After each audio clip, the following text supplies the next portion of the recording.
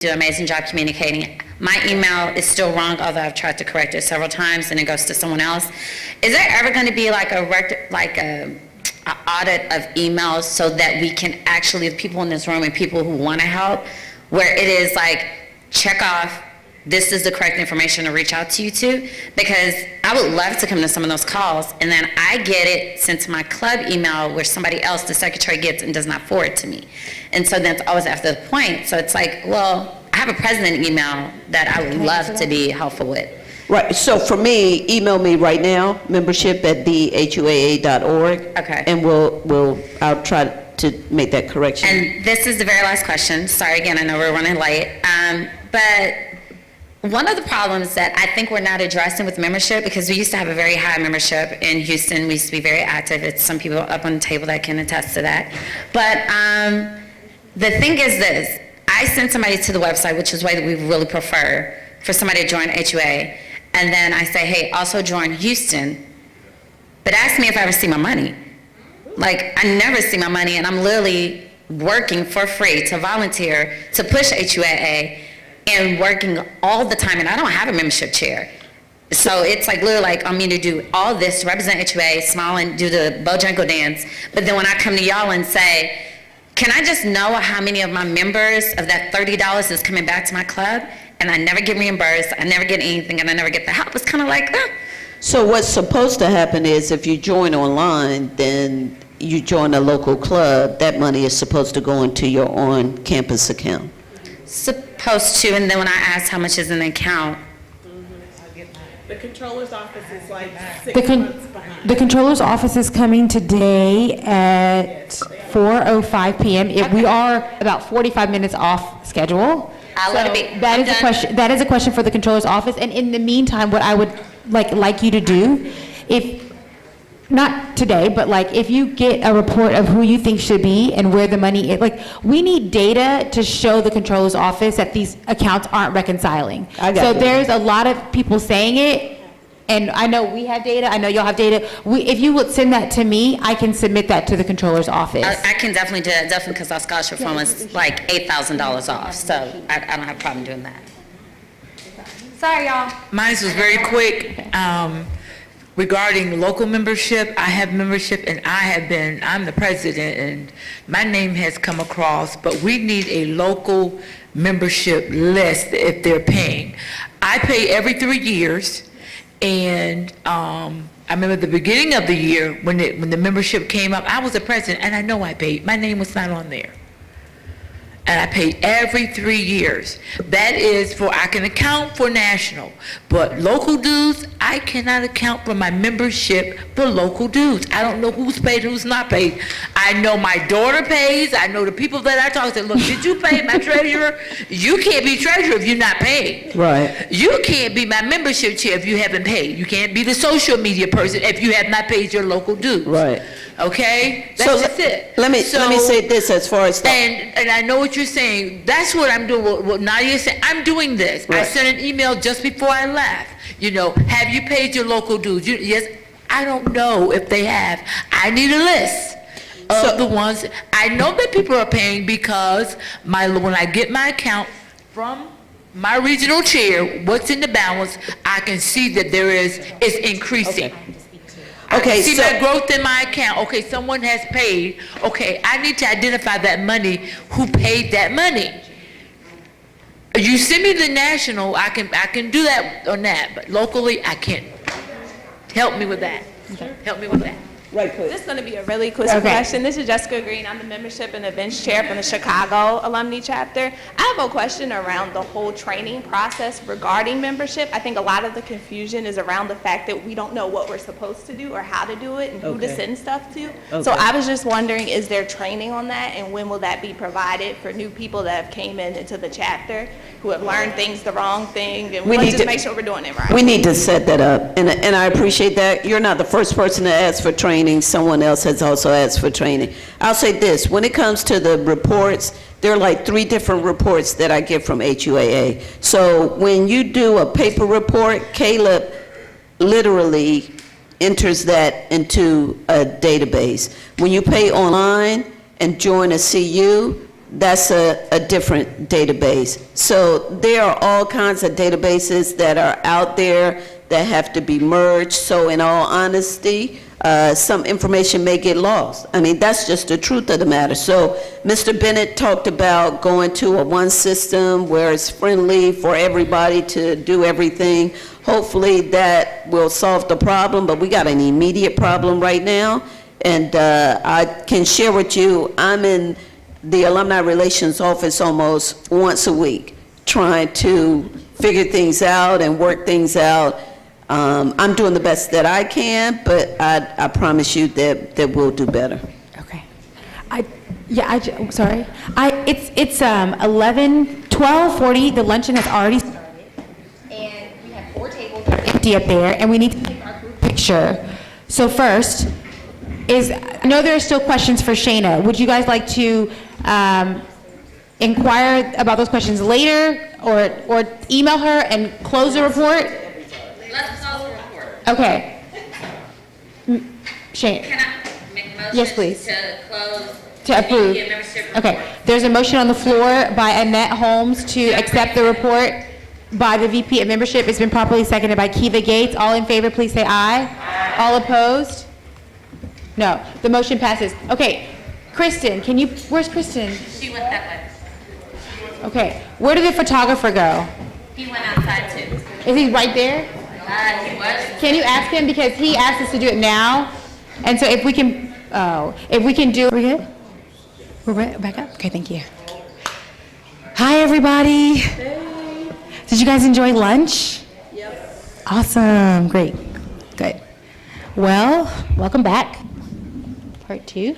We have President Frederick here with us to deliver a word. He usually gives us all the time, but today he has a tight schedule, so we're just so thankful that he was able to fit us in.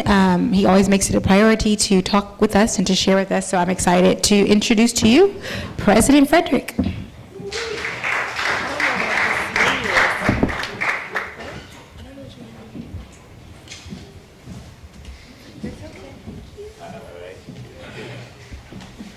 Hi. First, let me apologize for interrupting lunch. And so then my next, I don't want to mess up your agenda either, but my next appointment is to do my radio show, to tape my radio show at 4.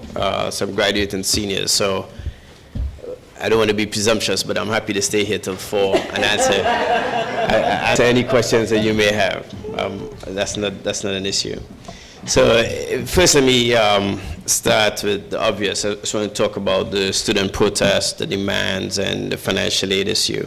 A couple of cautions. One is we are still conducting an investigation. Law enforcement interest is there, so we still have to be very cautious about what we discuss around this issue. We have a university grant system, which is a discount. It's not cash. And the way that grant system works is that if you have a cost of attendance of $40,000 and we give you a university grant of $20,000, it means that we're expecting you to pay us $20,000. That system obviously is used in a manner that we call discounting tuition to make the attendance at Howard more affordable to students who obviously have need. When I became the president, we had a merit-based system, and that merit-based system, for the most part, I would say, was started really and energized by President Swigert. And the reason that he did that is because at the time that he came in, the standards for admission, the number of students was falling, and so he started a merit-based system where national merit scholars, for instance, were given full scholarships, et cetera. And that basically went unabated from, I would say, 1995 all the way to 2013, 2014. It was effective in raising the enrollment and also raising the academic standards. But because it went unchecked, we were essentially continuing to give aid at I would say, a rate that probably was not within our means. So we ended up, the year that I took over, giving $110 million in aid to students. And to put that in perspective, our gross tuition bill is about $220 million. So the university grant system was one of those things that was applied to it. What we have tried to do is to change that system to a need-based system, and that's because 60% of our undergrad students are Pell Grant eligible. So the difficulty that we have at the university is that we've been giving merit-based scholarships to students without any financial need. So when you fill out the FAFSA, you have students who have an expected family contribution of $100,000 a year, and we turn around and give them a full ride. And that's not a system that's sustainable, as well as it's not wise when you turn around and you also have 60% Pell Grant eligible students. Now, that's a culture shift for us, because I still get a lot of alum who send their students, and one of the things that they write in their emails is that, you know, obviously we don't expect to pay for it to come to Howard or for him to come to Howard if he has performed so well academically. Well, the reality is we're competing with schools that don't give merit-based aid. If you get into an Ivy League school and your expected family contribution is $100,000, you don't get a merit-based scholarship. You basically get need-based scholarships when you go to those institutions. And those need-based scholarships are really set at interesting levels. In the Ivy League arena, it's set at family income. If you have a family income of less than $120,000, you get tuition paid for in full. If your family income is less than $65,000, you get a full ride. Now, when a student is Pell Grant eligible, on average, their family income is actually around $65,000 or less. I say on average because it's a complicated formula. It depends on how many other students are in college. It depends on other factors. So there's not a single cutoff, which means that for us, when I look at our students, if you look at the cutoff of $65,000 and less, that automatically would mean that 60% of the students who come to Howard would get a full ride. And then if you look at the cutoff of 110,000, that would take us up above 85% of the students would basically get a full ride. So that obviously is not something that we could do and still have a going business. We had people in financial aid who were giving, in one case, to one of their colleagues, and then in 4 other cases to people outside of the department, giving them a university grant against the remission of tuition.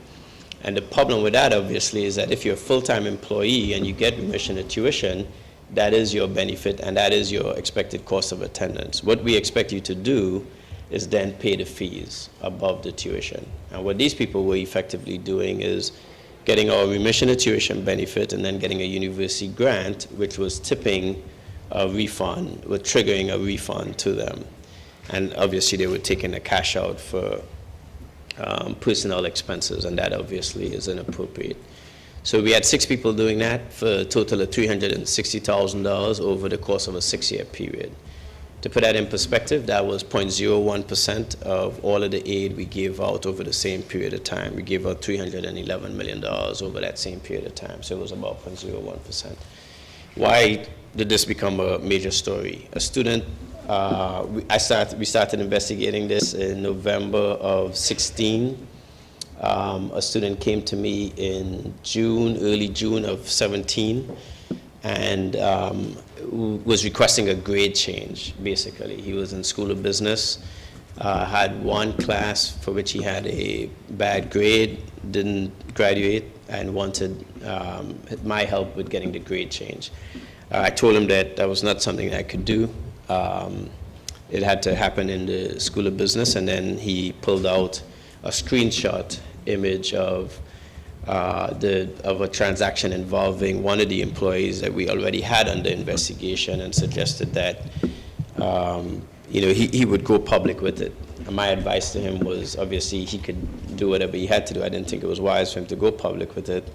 And obviously the two things, as far as I was concerned, were not related. He never suggested that they were related, but clearly us having the two conversations in the same meeting wasn't appropriate.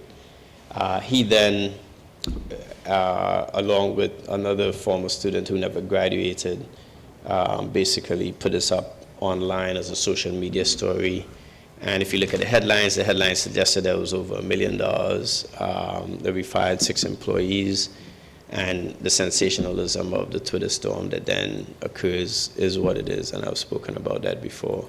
The facts of the matter are that we are still investigating it, because the biggest issue for me is that we have to make sure that no federal funds got mixed up in any of this. We get $221 million from the government, and we have to always be absolutely sure with any type of misappropriation this doesn't happen. About 3 years ago, there's a woman in our benefits shop who was directing benefits to accounts that she had set up, several different accounts, to the total of about $400,000. We caught her, investigated that, called law enforcement in, and she was successfully prosecuted. I put out a communications to the entire institution, again, for the purpose of deterring that behavior. So that one malfeasance by her actually resulted in the embezzlement of more funds than these 6 people over a 6-year period, just to put it in context. This is a large, complex organization, and complicated things are going to happen all the time, and we report these things all the time. We had an orthopedic resident a few years ago who was addicted to opioids, who was writing himself prescriptions. All of those things we report, but the point is we have to investigate them to the end, and that's something that we're still doing. When these things happen, it also brings not unwanted attention from agencies. So we've interacted with Department of Ed. They've conducted a program review to ensure that what we're doing is the appropriate things, and there are law enforcement agencies that also will take a look at this as well. They make determinations about prosecution. We just turn over the evidence, and they decide what to do.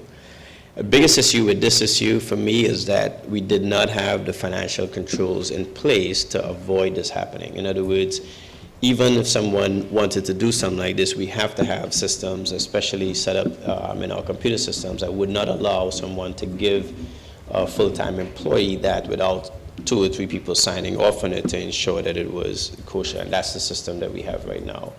And so this was also discovered because we've been reviewing all of our systems looking for those things. In terms of the demands that the students made, let me start with tuition. One of the concerns was unsubstantiated tuition hikes. And I'll just give you the facts. This is not about my opinion about any one of these things. I'll just go over the facts, and then I'll answer questions about it. Back under President Lebeau, they did a tuition study, and one of the things that we discovered is we had fallen significantly behind our peers, both locally in DC and our HBCU peers.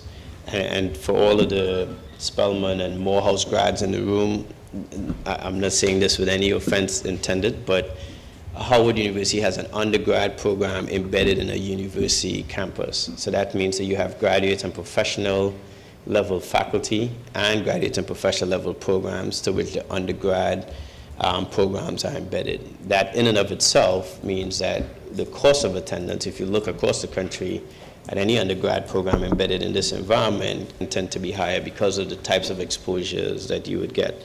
We were charging less than Morehouse and Spelman at that time. The tuition increases that then occurred for 3 consecutive years were 12, 15, and 15% over a 3-year period in an attempt to catch up. When I became president, we froze tuition the first year. The second year, we went up 3%. The third year, we froze tuition, and then the fourth year, we raised it 4%. Again, if you look at our peers, we actually are still behind, and those increases actually are significantly less than almost all of our peers. So we now charge roughly $24,000 as a private institution, and that in the city, no one has a tuition less than $40,000, just to give you perspective. And Morehouse and Spelman have similar tuition. Spelman is a little bit ahead of us at $26,000, I believe. So the tuition issue, I think, is one where we have to do a better job of communicating with the students in terms of what we do. We went back and looked at all the communications around tuition, and I think that there's a lot embedded in there. I'll give you an example. Last summer, we had 300 students take summer school. This year, we have 1,200 students signed up. The reason for that jump is because 2 years ago, I petitioned the board to allow students to take 42 credits instead of 36. So students can now take 42 credits. They could take 21 and 21 in the fall and the spring. I then, this past year, petitioned the board to allow the students to take 42 credits in any combination in the fall, spring, and summer. So actually, if you look at what we've done, we've actually lowered tuition per credit. And if your bill is zero at the end of the spring, you can take 6 credits in the summer without paying, which is why we've had a quadruple jump in it. The goal, obviously, is to increase the retention rate and also to increase the throughput so that we have more students taking as many credits as possible so they can get their graduation requirements. So you can now take 42 credits for the same price you were taking 36 for. And more importantly, you can go to summer school basically for free and not paying tuition. So really, tuition is actually less per credit, and we are seeing the impact of that decision along with, we give a tuition rebate. We give you back 50% of any direct payments you made in the last semester. We started that 4 years ago, if you graduate on time or early. So again, that also discounts tuition cost by obviously creating a rebate program. Our graduation rate when I started was 38% at 4 years, and that was actually one of the higher graduation rates we've ever had. Our graduation rate today, as I stand before you, is 52% 4-year graduation rate. So, apart from the fact that I think the students are better academically prepared, I do think that some of these changes that we've made that make it more economically feasible is helping. The first year we had the rebate program, we only gave back $30,000.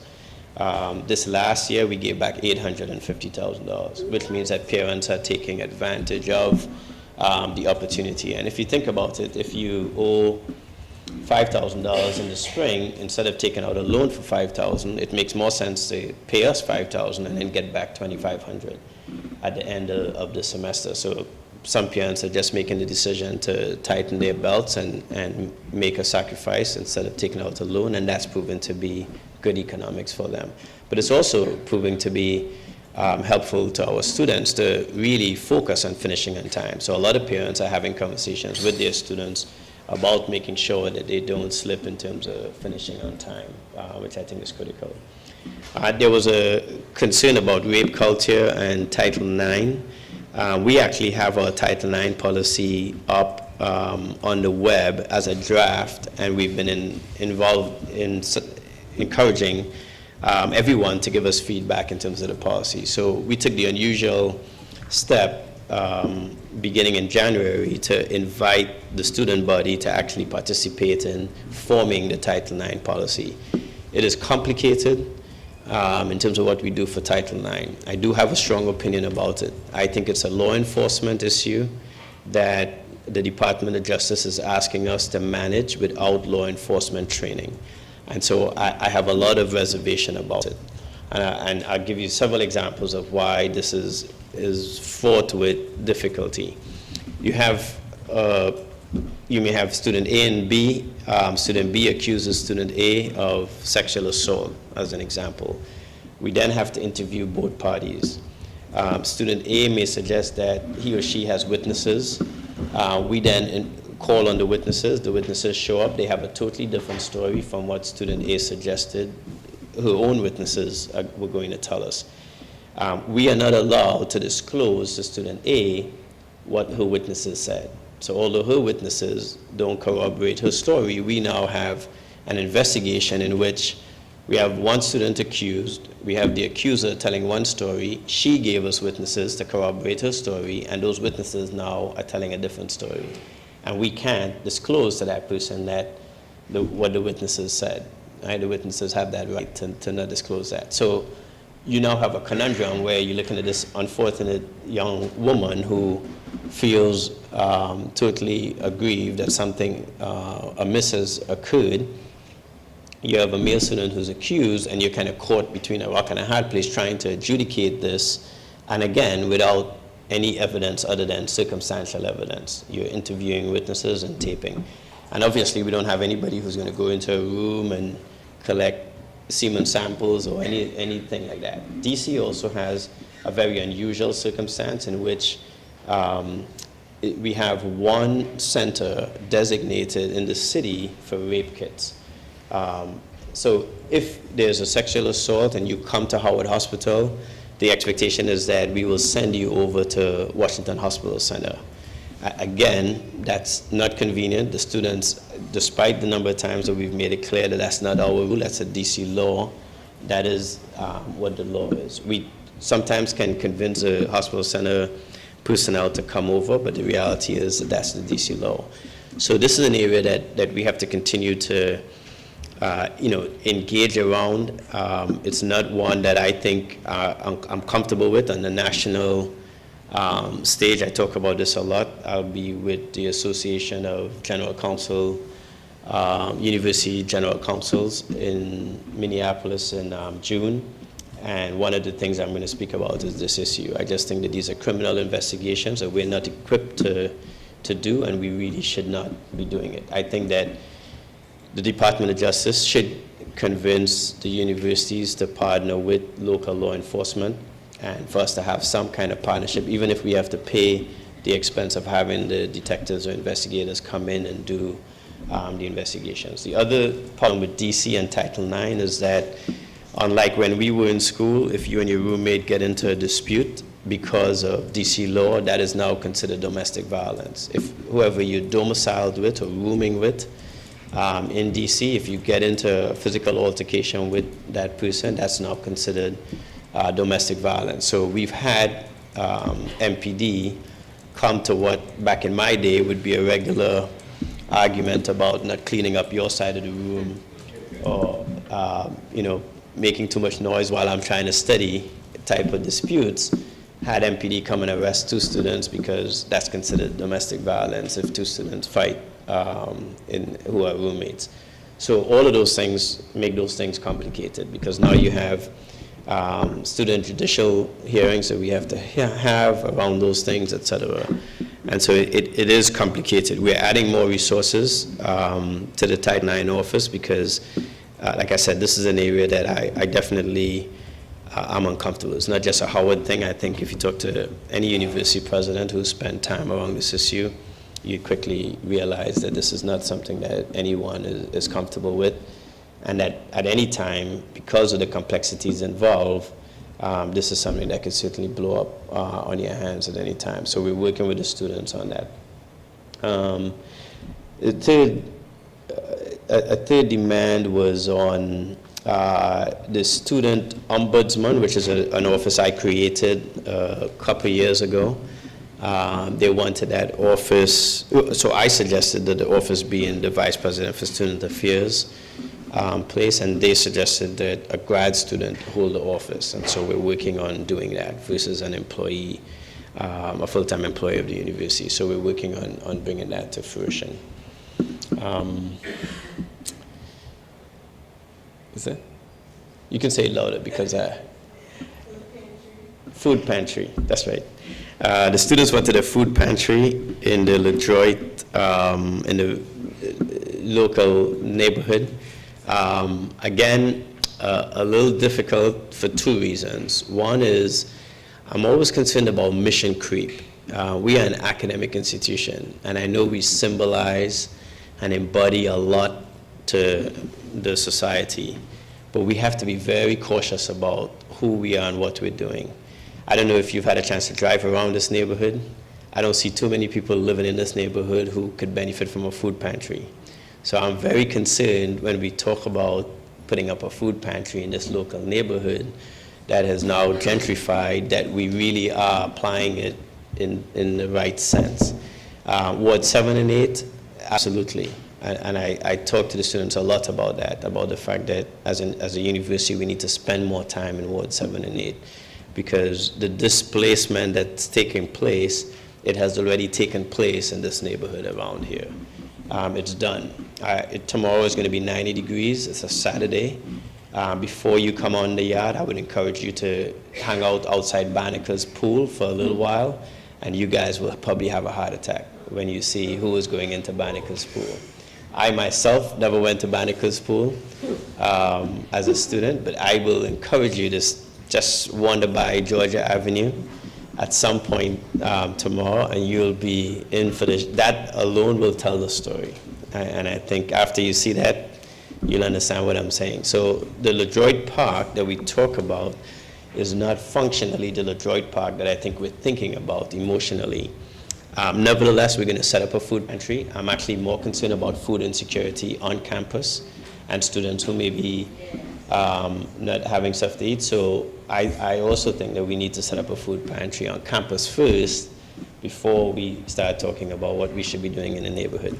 There's a lot of concern about gentrification. I think one of the complaints involved the developer. You may have seen the building going up opposite the towers.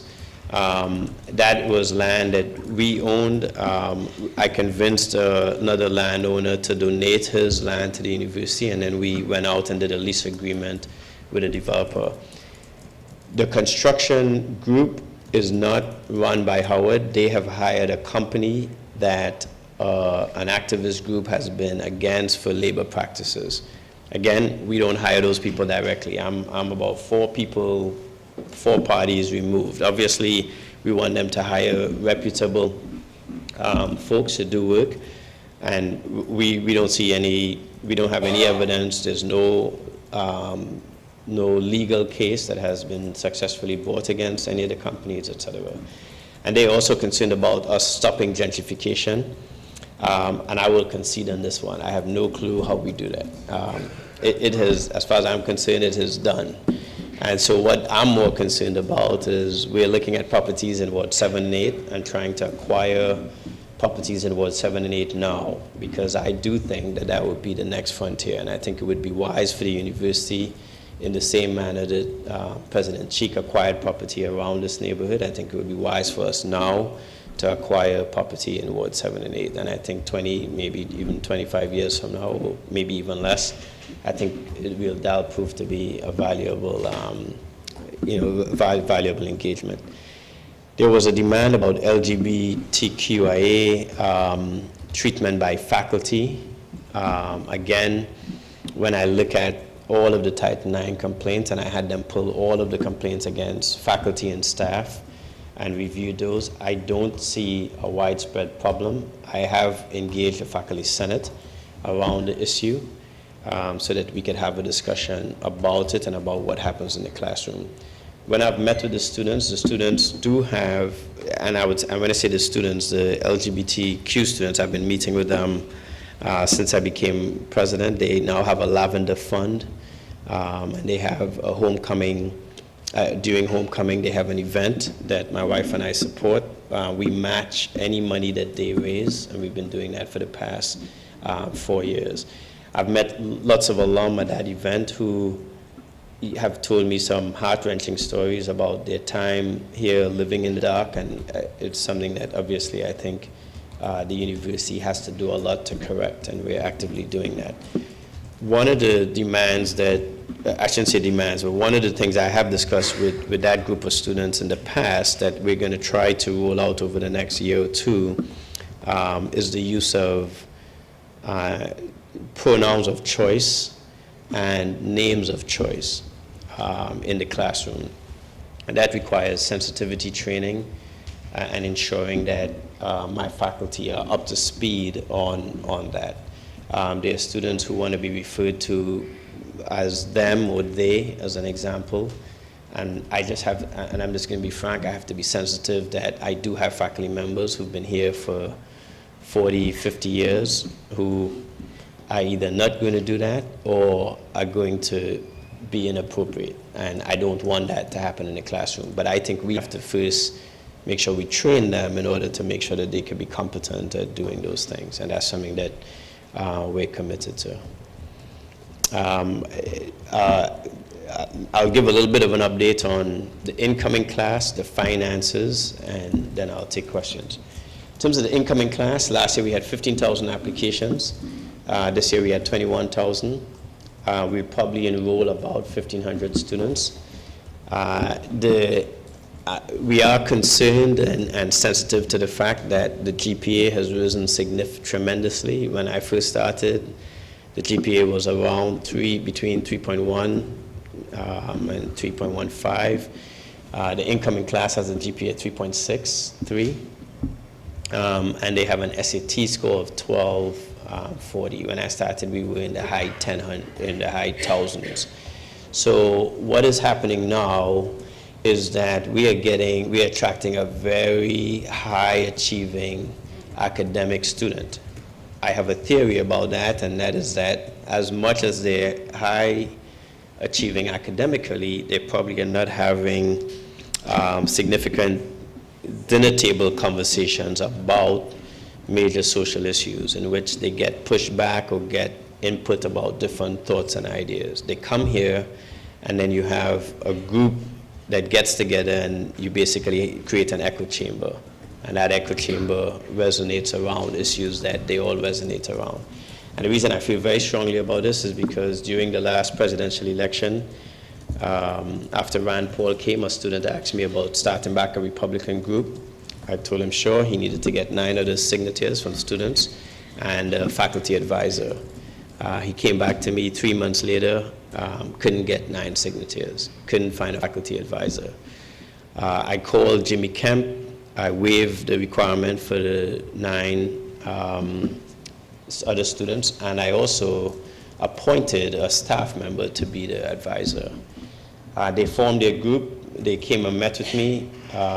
One of them wanted to take a picture after of the group.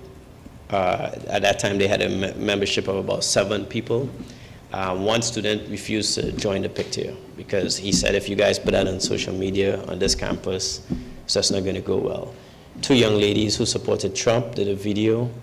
One of them was harassed in a classroom by a faculty member, harassed by an RA, had to get involved with her parents and move her to another dorm. And I don't care what your politics are. I'm not crazy about the gentleman in the White House either. But the reality is, the very things that we complain about when it comes to racial discrimination, we should not have an environment that suppresses any type of political thought. And that, I think, is a sign of, one, the times we're in, but also how closeted it creates of an environment as well. And it's problematic. We have a federal appropriation, as you know. There is sentiment now on the Hill that Howard University is anti the White House, and that's, that sentiment that will continue to rage. I'm part of what the students are upset about because I hosted Betsy DeVos and because I went to the White House. Betsy DeVos, who's the Secretary of Education, is an ex-officio member of our Board of Trustees. She was confirmed on a Tuesday at noon. She called my office at 2:30 for a phone call at 4:30. I spoke to her at 4:25, and she asked to come on Thursday as her first visit to any campus. And so I told her sure and had her come. If I had to do it again, I would do it again. We have to engage. We don't have to agree. I don't have to agree with her policies, but we have to engage. 4 weeks ago, the president signed an omnibus spending bill that included a federal appropriation for Howard of $232 million. That was $11 million more.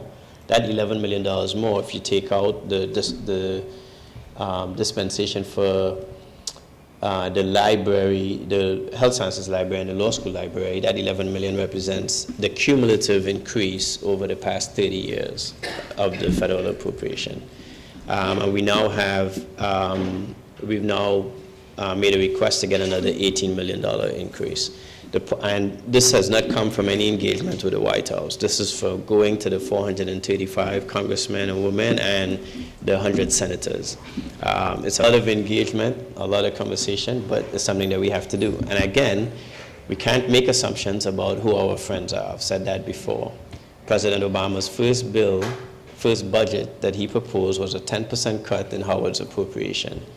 Paul Ryan, the current Speaker of the House, is the one who changed the bill in the final markup to ensure that Howard's appropriation wasn't cut. So we make a lot of assumptions about who our friends are, and I just think that that's misguided. I think we have to be cautious about that.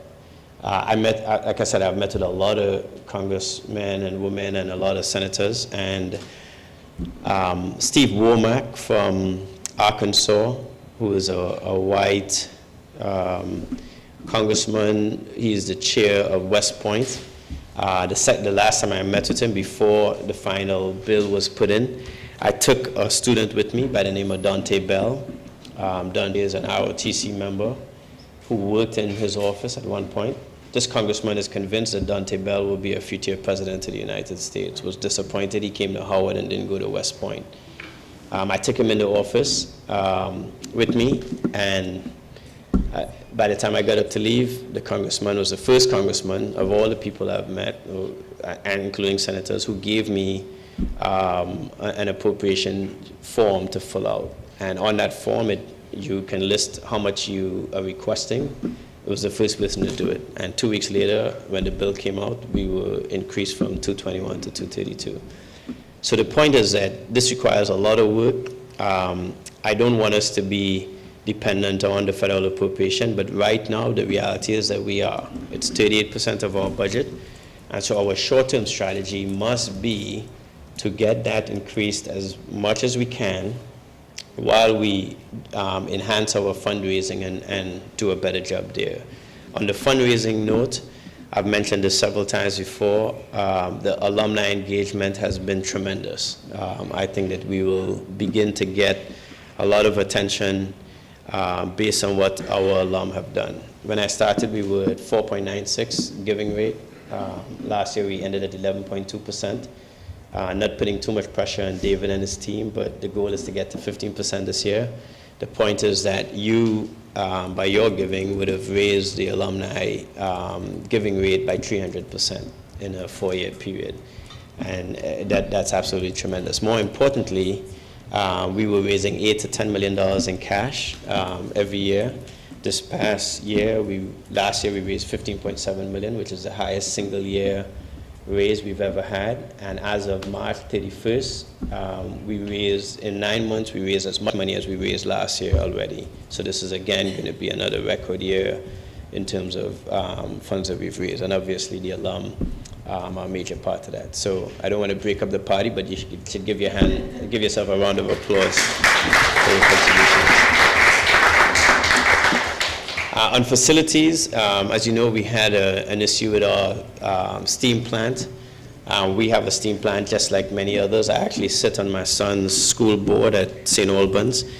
And this past week, I was sitting in the meeting, and I thought that I was on one of those shows where somebody was going to come out with a camera and make fun of me. I was sitting in there, and the guy in charge of buildings gave a presentation that went like this.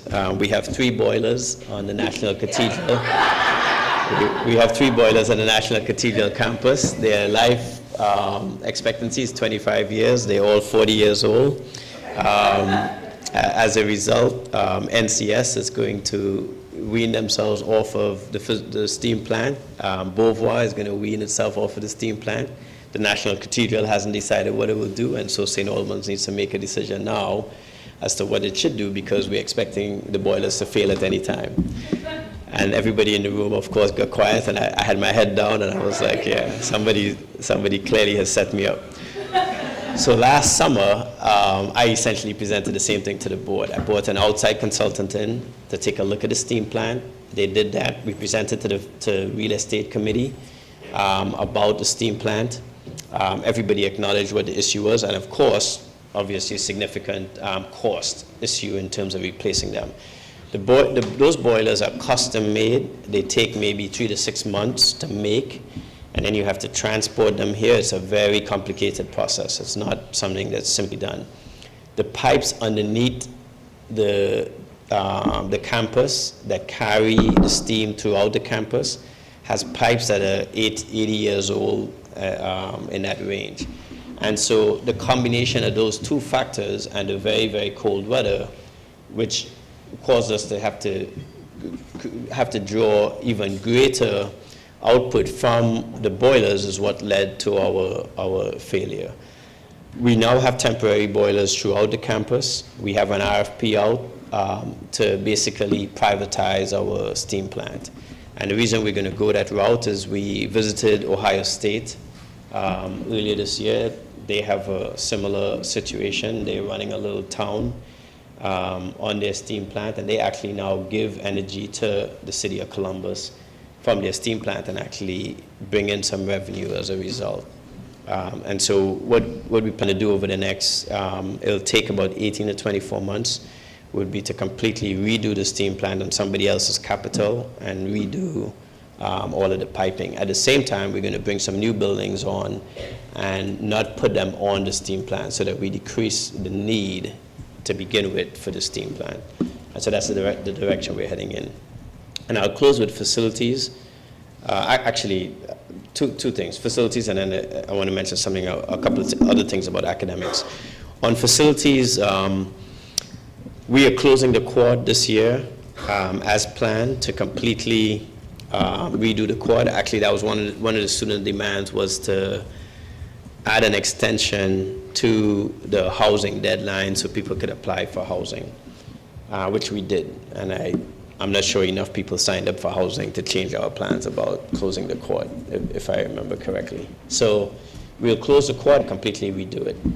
I've asked the people at the towers to, since the HUAA is meeting today, to open up the towers for you to come by and do a tour if you'd like. And I would encourage you, for any of you, I don't know how many people stayed in the towers, but if any of you did, I would encourage you to go see it. Because I'm trying to convince my wife we need to move.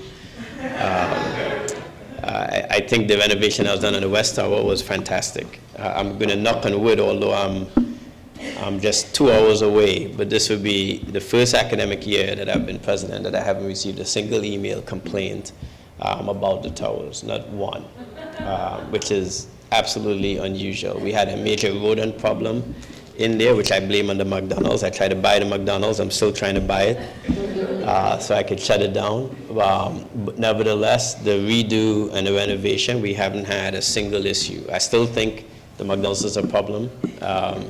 So that's squarely in my sights to try to acquire the McDonald's. The East Towers is where you can go visit as well. And again, I think those facilities are world class. After we finish the quad, 80% of our housing rooms will be 5 years or younger. And again, I think if you look at any campus in America right now, that's an incredible feat, especially since we did that without incurring any debt to do that. And so, given our credit rating and given our finances, I think that was quite an achievement. I want to close with two.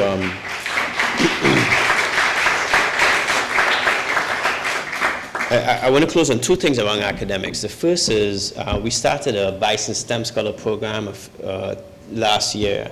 This is a program for incoming freshmen who are interested in MD, PhD, or PhD in STEM. We are the #1 producer of African Americans who go to medical school. We also are the #1 producer of African Americans who go on to get a STEM PhD. They don't necessarily get their STEM PhD here at Howard. But over the past decade, we've sent more African Americans to the STEM PhD programs.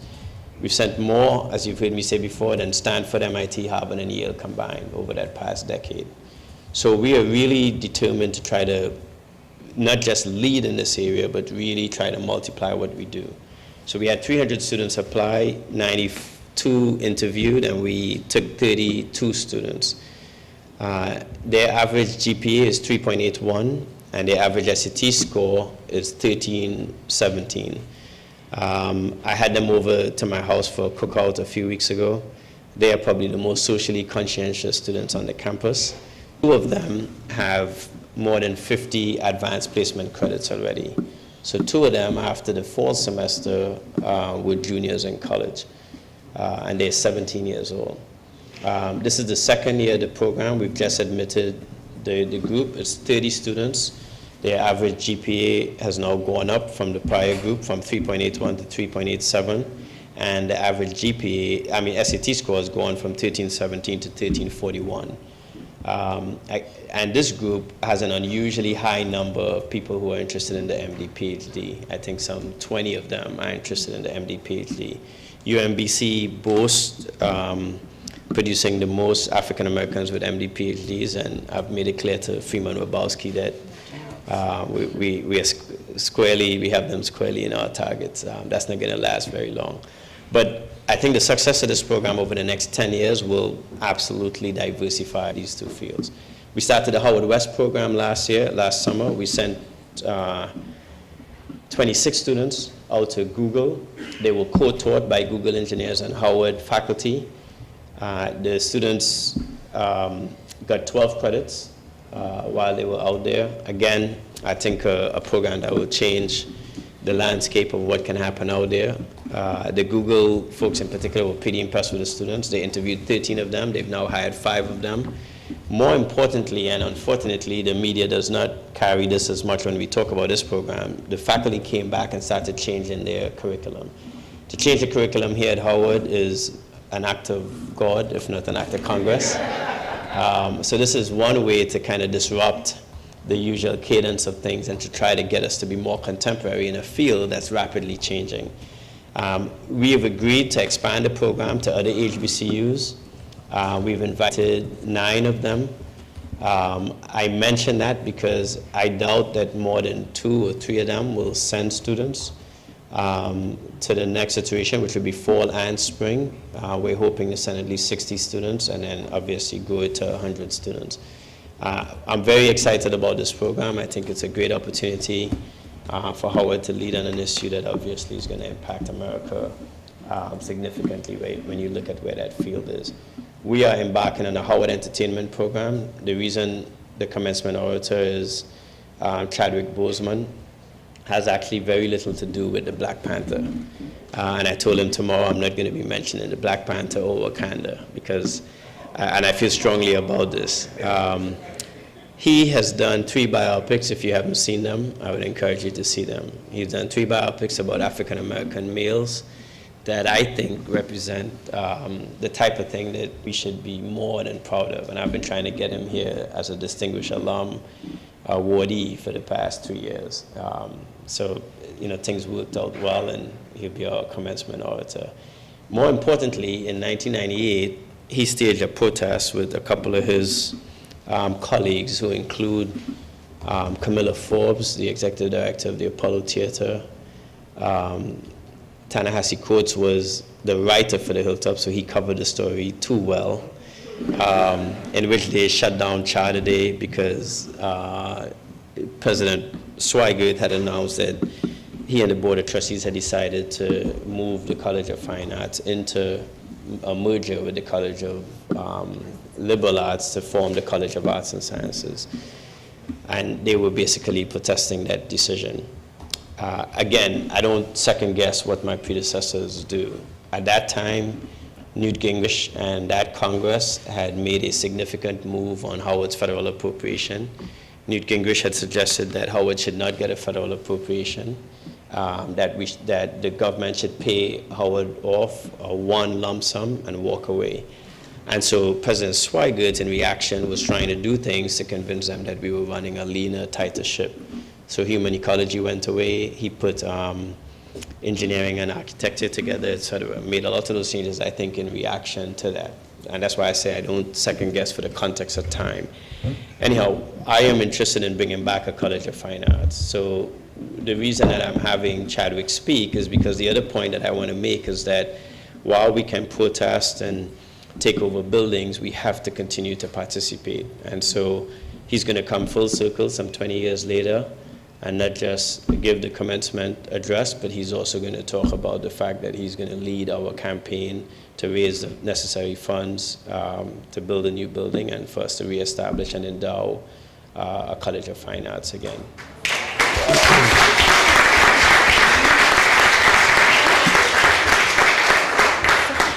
So I'm going to, and the last part of that is that we have a Howard entertainment program that we're working on. Amazon Studios, I'll probably sign a contract with them soon.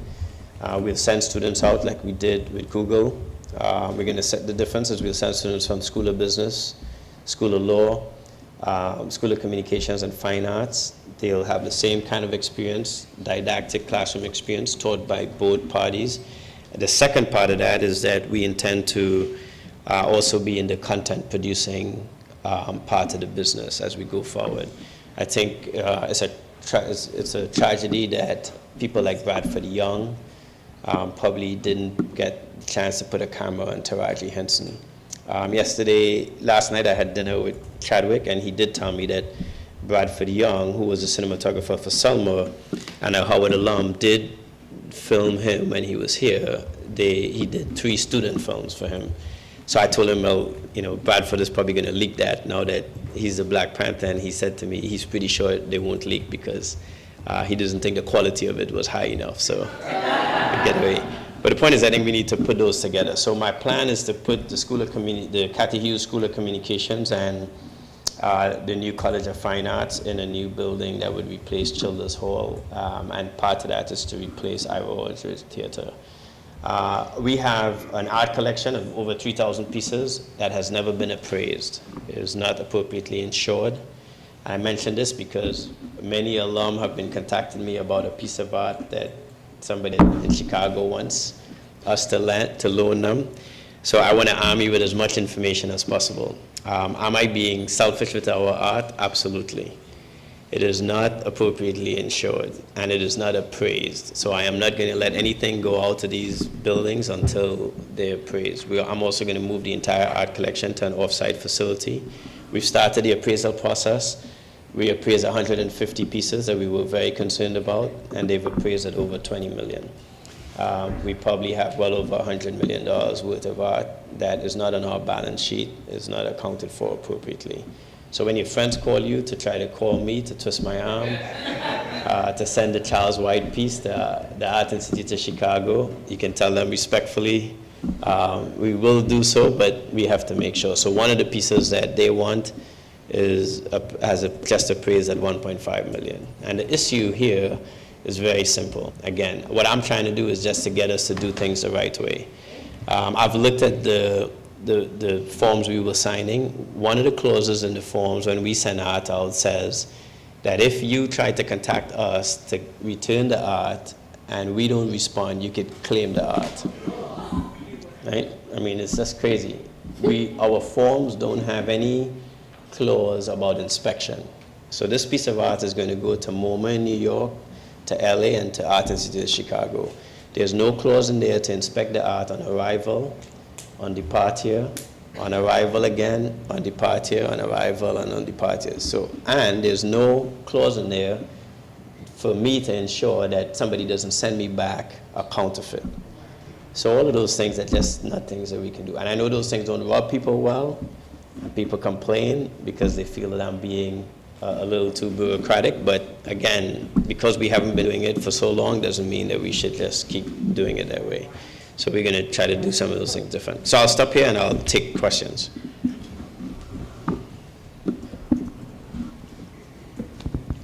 Any questions? You can make your way to the microphones. Hi, John C. Manson, Region 2 Rep.